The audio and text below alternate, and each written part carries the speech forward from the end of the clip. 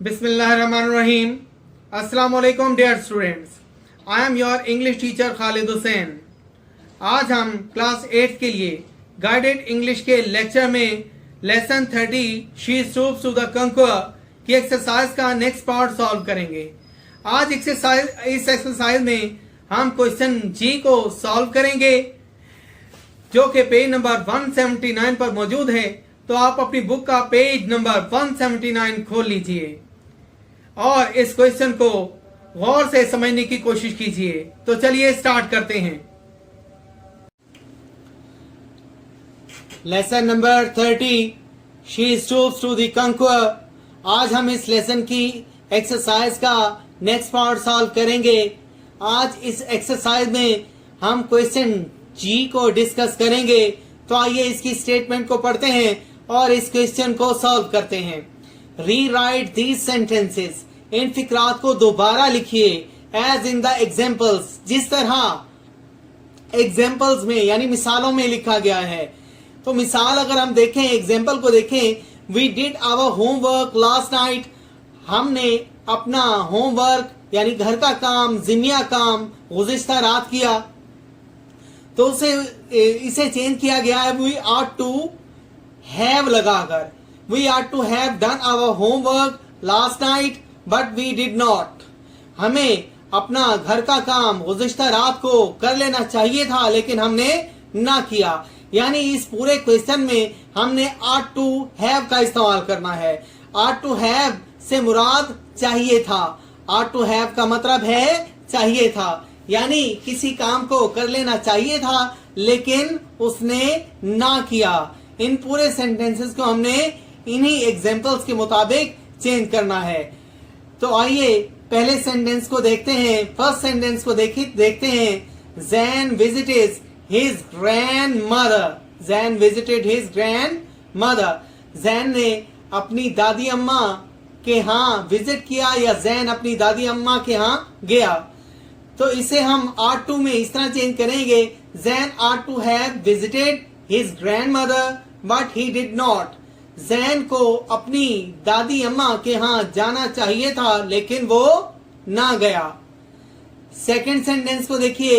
Nusrat sewed a button on her dress।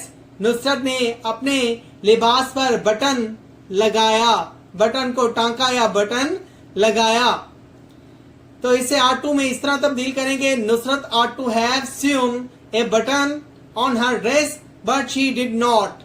Nusrat को अपने लिबास पर बटन लगाना चाहिए था, बटन टांकना चाहिए था लेकिन उसने ऐसा ना किया, लेकिन उसने बटन ना लगाया। जी, तो थर्ड स्टेटमेंट को देखते हैं बेटा। थर्ड सेंटेंस को देखते हैं। थर्ड सेंटेंस देखिए। My brother locked all the doors. मेरे भाई ने तमाम दरवाजों को ताला लगा दिया।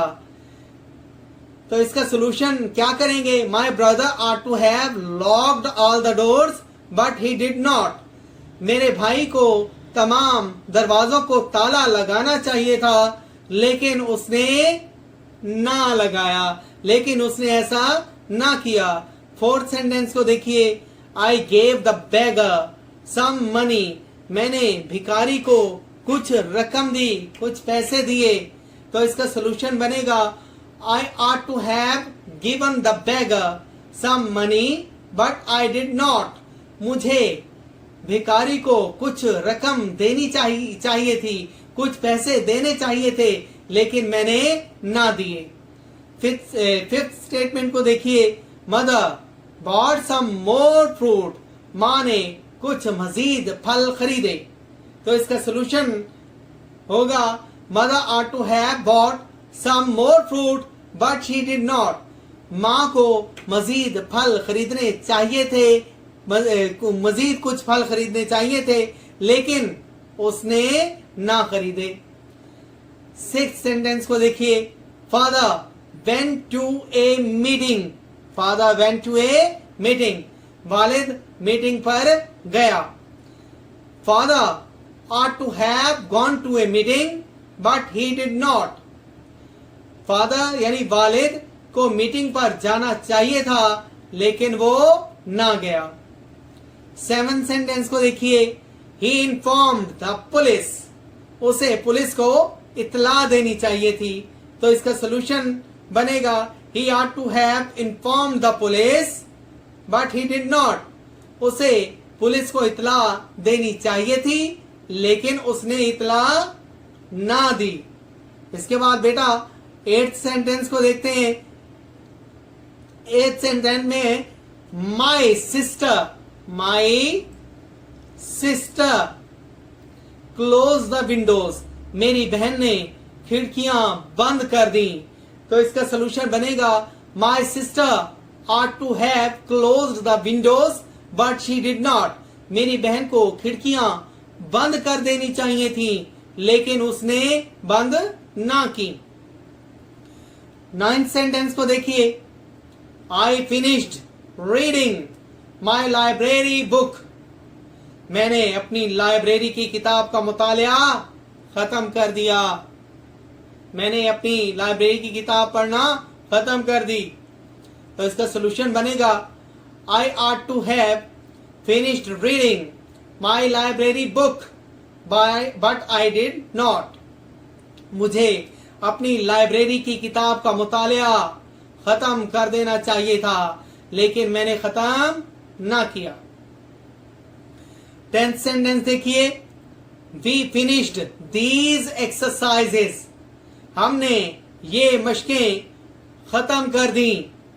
तो इसका सोल्यूशन बनेगा, we had to have finished these exercises but we did not, हमें ये मशकें खत्म कर देनी चाहिए थी लेकिन हमने खत्म ना की।